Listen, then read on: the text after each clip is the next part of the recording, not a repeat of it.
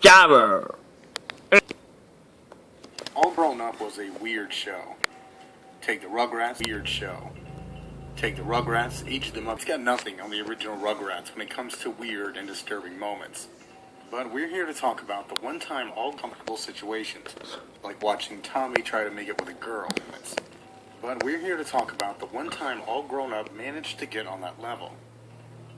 This moment comes to us from the two-part episode, Interview with a Campfire, in the form of a character called Bean Matson. Bean is a character who appears only in the special and introduces the kids to Camp Everwood, telling the tales of all things that took place at the camp.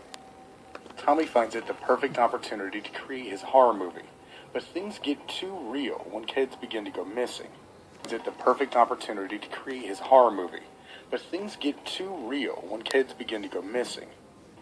Toward the climax, it's revealed that Bean is no ordinary boy. Bean was most likely searching for the souls of other dead settlers, and thanks to Dill and the others, he was finally able to be put to rest. But for the horror movie, when a scene shows up that none of them filmed.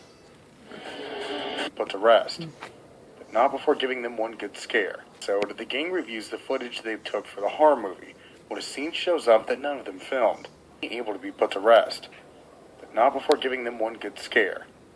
The gang reviews the footage they took for the horror movie, when a scene shows up that none of them filmed. Scene shows Bean levitating with red eyes saying, "Don't ever got no bringing or nothing." I have no idea what that means, but it sure scared the hell out of the Rugrats.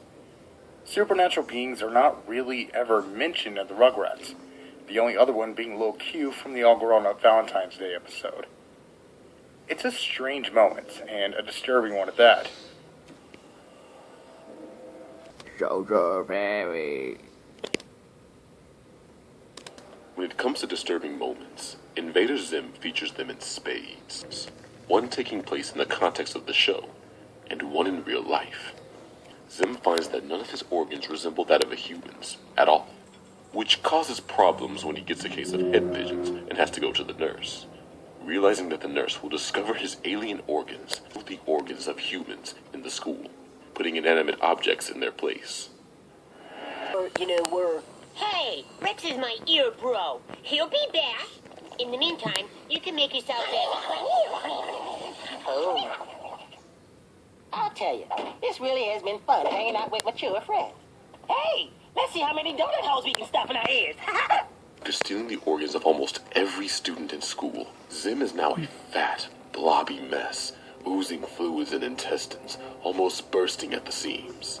A disturbing sight, and it begs the question how Nickelodeon even approved this episode. The subject matter is just so far removed from anything Nick has ever dealt with. It's absolutely bizarre. While the episode is dark and disturbing in its own right, things get even darker when we take a look at Scott Dulesky. 2005, Dulesky murdered his neighbor, Pamela Vitali. He was a minor at the age of 16 at the time, so he did not qualify for the death penalty, and was instead sentenced to life in prison with no chance of parole.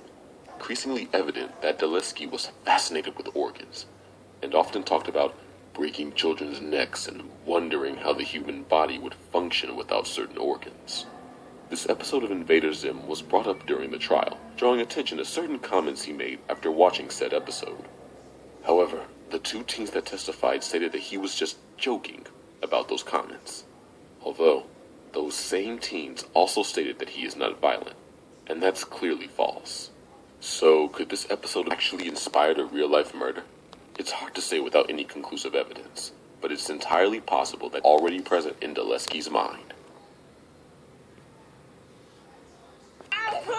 Google, I told you never to touch my car. Rex, no hands! No! Google, get your bad butt back here! My car! Find the brake!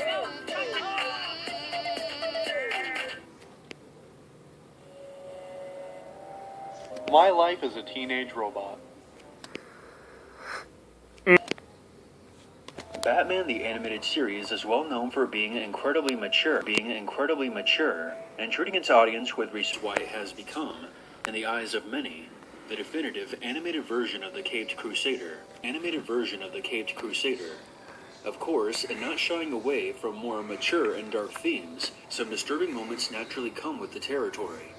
Given how many there are throughout the series, a creature named Kirk Langstrom, who was transformed into the creature after an experiment researching bats as the next evolutionary step went wrong. He then transforms right before his eyes, complete with demonic laughing, close-ups of his teeth, rip off to reveal his new terrifying form. Close-ups of his teeth, and his body changing while his clothes rip off to reveal his new terrifying form. Help! I can't breathe! You don't breathe, honey. Then you know he uses chemically engineered venom in order to become super strong. Well, in the climax of the episode, Batman breaks Bane's venom tube. Muscles grow to a grotesque size. All the while his veins and eyes are popping out while he screams in pain. Walk, huh? Beautiful day. Think I'll join you.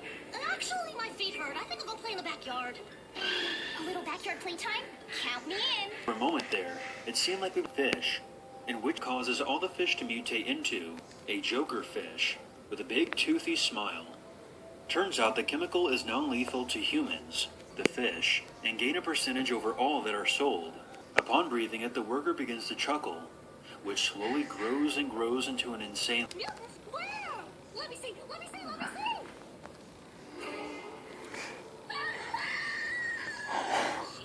It is bigger. Time for your daily systems check. But the image will forever be burned in our skulls. We will never know. And maybe that's for the best.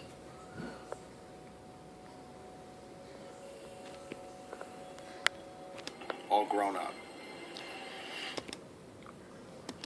One time, Nickelodeon made a show comprised entirely of ugly puppets selling meat to equally ugly puppets. The show was not received well, especially by the show, which may have played a part in its ultimately gross amount of disturbing moments during its two. Despite that, it managed to introduce a gross amount of disturbing moments during its 2-season run. The most infamous being the tapeworm in the episode Mooch Master P. The things begin occurring after eating the raw burger, right before his eyes, before he can even eat it. He's unable to deliver food orders either, as those disappear into thin air, and into his arm where it writhes around chaotically. Don't never got no brain or nothing.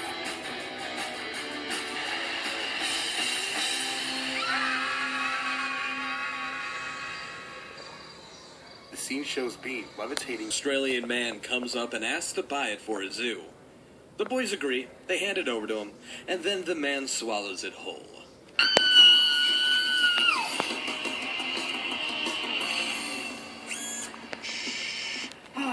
Mr. Pickles? Right here. You call me tomorrow. My cosmonaut comrades and I have been looking for machine to sort rocket engine parts. Those different people know they're not. I send you postcard from outer space camp. Come, Trotsky! Oh, that brown and silver thing on top of the sorter looks a lot like my good lazy suit.